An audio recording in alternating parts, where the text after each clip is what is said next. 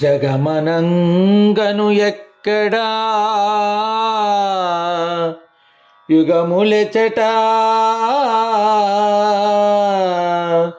జీవుడనగను ఎచ్చోట జన్మమెచట ముక్తి బంధంబు సర్వము మాయసూవే కల్పనాతీత యోగాత్మ కేవలాత్మ. జగమనంగను ఎక్కడ యుగములచట జీవుడనగను ఎచ్చోట జన్మమచట ముక్తి బంధంబు సర్వము మాయసూవే కల్పనాతీత యోగాత్మ కేవలాత్మ. జై గురుదేవా. చూపించుటకు వీలు కానిది, చెప్పుటకు అలవి కానిది, ముట్ట అసఖ్యమైనది, దేని చేతను పట్టు రానిది బట్టబయలు, పట్టుకొనుటకు సాధ్యము కానిది బట్టబయలు అని తెలియజేసి ఈ మాయ ఎలాంటిదో చెప్తున్నారు. జగమనంగను ఎక్కడ యుగములచట. జగము అనేది ఎక్కడ ఉన్నది? ఏది జగం? జనించి గతిస్తూ ఉన్నది జగం. అయితే ఎలా జనిస్తూ ఉన్నది, ఎలా గతిస్తూ ఉన్నది? నాచే తోయబడినప్పుడే దాని యొక్క జననం, నేను లేనప్పుడే దాని యొక్క మరణం, లేనితనం. జగమే నా స్వస్వరూపం, జగమే నా నిజ రూపం. జనించి గతించటమనే ఈ జనన మరణాల రాపిడిలో తోస్తూ ఉన్నదేదో అది జగం. ముజ్జగములు అంతే. యుగములెచట. యుగములు అంటే ఈ కృత త్రేత ద్వాపర కలి, అలానే దేవయుగ మహాయుగ కల్పములు అనేటివి మాత్రమే కాదు. యుగము అంటే జత, ద్వయము. ఈ ద్వయదోషములనేటివి ఎక్కడ? నేనే ద్వయదోషము, నా నిజస్థితి ద్వయదోషము. జీవుడనగను ఎచ్చోట జన్మమెచట. జీవుడు అని దేన్ని అంటావు? నన్నే. నేనే జీవుడు, నేనే ఈశ్వరుడు. నేను అంటున్నది జీవుడు, నేనే అంటున్నది ఈశ్వరుడు.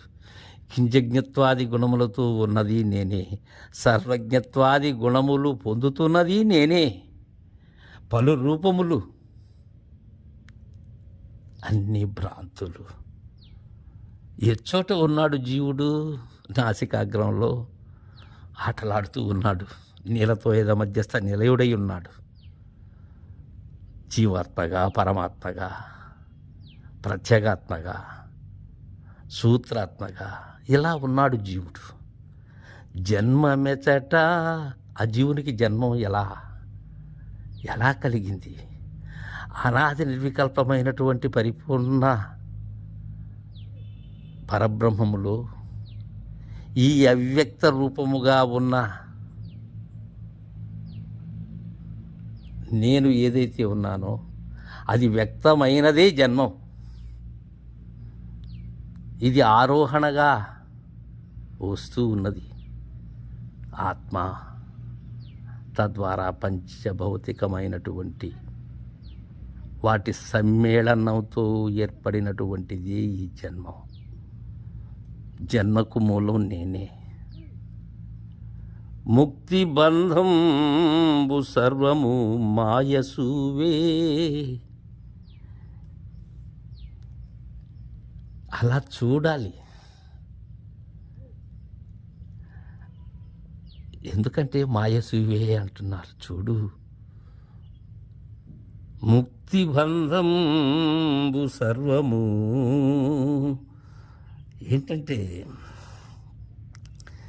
దేహం వేరు ఆత్మ వేరు అని గ్రహించి అనుభవంలోనికి తెచ్చుకోవటమే బంధమోక్షము అంటారు పెద్దలు. బంధము ఉన్నప్పుడు విముక్తి కావాలి.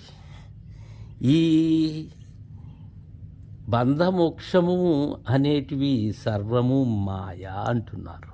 ఎప్పుడు చూసినప్పుడు బంధమే లేనప్పుడు ముక్తి ఎలా? బంధము ముక్తి రెండు నావి.